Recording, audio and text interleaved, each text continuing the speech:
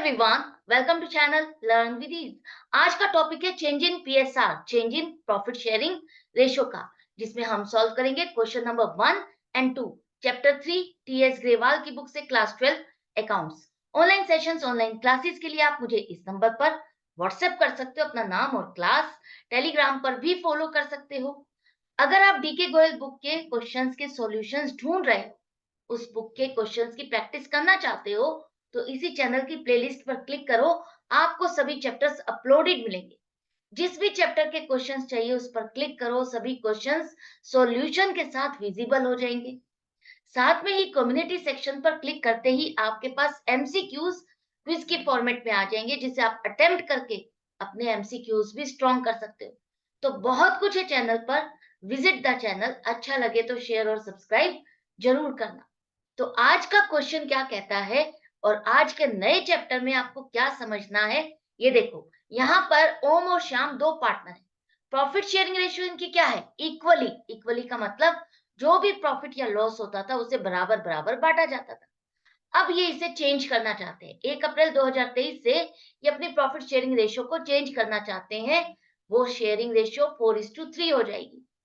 अब इस चेंज की वजह से आपको बताना है कि किस पार्टनर को फायदा हो रहा है, किसको नुकसान हो रहा है।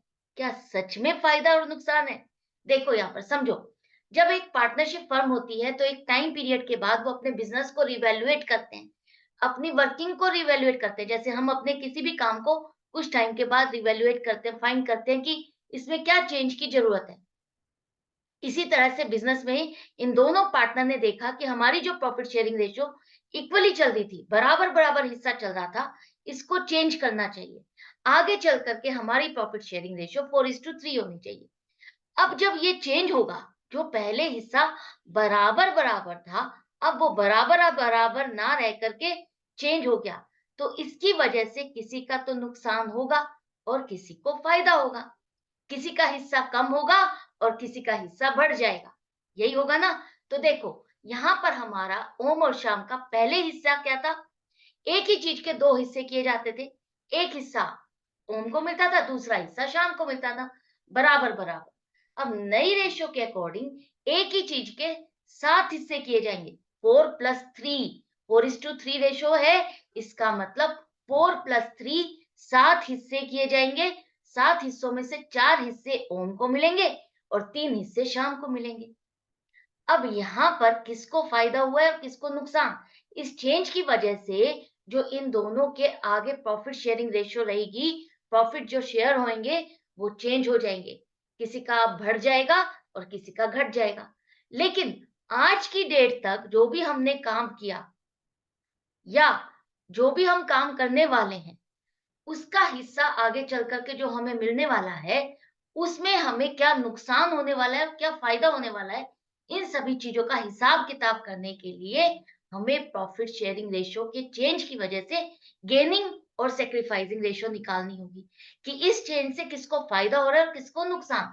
तो यहाँ पर देखो, सीधा सीधा सा है। ओम का अगर आप कैलकुलेट करोगे तो क्या करोगे? आप अपनी चीज को कैलकुलेट करते हो, रिवैल्यूएट करते हो, तो कैसे करते हो कि आपका ये इंक्रीज हुआ है, आपको बेटर हुआ है, या आपका ये खराब हो गया। जैसे आपने कोई एग्जाम दिया, तो आप उसको कैसे रिवैल्यूएट करो कि आपने इस एग्जाम में अच्छा किया या नेक्स्ट एग्जाम जो आपका आया, अब का जो एग्जाम आपने दिया उसमें अच्छा किया। जब आप दोनों के मार्क्स को कंपेयर करते हो, पहले वाले में अगर आपके ज्यादा मार्क्स होते हैं नए वाले से, तो आप कहते हो कि इसमें मैंने पुअर परफॉर्मेंस की। और नए वाले में ज्यादा मार्क्स होते हैं, पहले वाले में कम, तो आप कहते हो मेरी परफॉर्मेंस अच्छी हो गई, इंप्रूव हो गई। तो इसी तरह से हम यहाँ पर कंपेयर करेंगे कि पहले उसका ओल्ड रेशो में हिस्सा क्या बनता था? आधा मिलता था ना, 1/2, 1/2। और नए के हिसाब से उसका हिस्सा हो जाएगा 4/7। तो यहाँ पर देखो, इसको कंपेयर करो। फ्रैक्शन में आपको ऐसे नहीं पता चल रहा कि किसका इसका शेयर ऑफ प्रॉफिट बढ़ा है या घटा है। तो इसको निकालने के लिए यहाँ पर हमको क्या करना पड़ेगा? एलसीएम निकालना पड़ेगा। जब भी डिनोमिनेटर अलग अलग है तो आपको एलसीएम निकालना पड़ेगा। और हमारा एलसीएम आ गया है 14। तो 14 के हिसाब से इसको कैलकुलेट करो। तो यहाँ पर देखो, ओल्ड रेशियो में ओम को मिलते थे 7 हिस्से और नई रेशो में ओम को मिलने वाले हैं 8 हिस्से। तो इसका शेयर ऑफ प्रॉफिट पहले से बढ़ गया कितना, 1/14। जब भी माइनस में आंसर आए, न्यू रेशो वाला हिस्सा बड़ा आ जाए, तो इसका मतलब क्या है, वो पार्टनर गेन कर रहा है, उसको फायदा हो रहा है। इस चेंज की वजह से इस न्यू रेशो में अब उसको जो भी आगे चल करके प्रॉफिट मिलेगा, वो उसका शेयर बढ़ करके मिलेगा। पहले जितना मिलता था उससे ज्यादा उसका शेयर ऑफ प्रॉफिट हो जाएगा। करेक्ट? तो इसका मतलब इस चेंज से इसको फायदा हो रहा है। अब इसको अगर फायदा हो रहा है, तो दूसरे पार्टनर को क्या हो रहा है? शाम को भी ऐसे ही कंपेयर करो, उसका पहले हिस्सा था 1/2 और अब नए के अकॉर्डिंग क्या हो गया उसका, 3/7। तो अब यहाँ पर भी डिनोमिनेटर सेम नहीं है, तो 14 एलसीएम, और इसको कैलकुलेट करो, 2 की टेबल में 14 कहाँ आता है, 7 में। 7 को 1 से मल्टीप्लाई करो तो 7 ही आएगा, माइनस यहाँ पर 7 की टेबल में 14 कब आता है, 2। 2 को मल्टीप्लाई करो 3 से, 6 आएगा। अब यहाँ पर ओल्ड रेशो में इसका हिस्सा था 7, नई रेशो में इसका हिस्सा हो गया 6। तो इसका हिस्सा 1 से घट गया, 1/14 शेयर ऑफ प्रॉफिट इसका घट गया। आगे जब भी डिस्ट्रीब्यूशन होगा इसका शेयर ऑफ प्रॉफिट, इसको घट के मिलेगा, सेक्रीफाइस करना है। ये पार्टनर अपना शेयर ऑफ प्रॉफिट सेक्रीफाइस कर रहा है,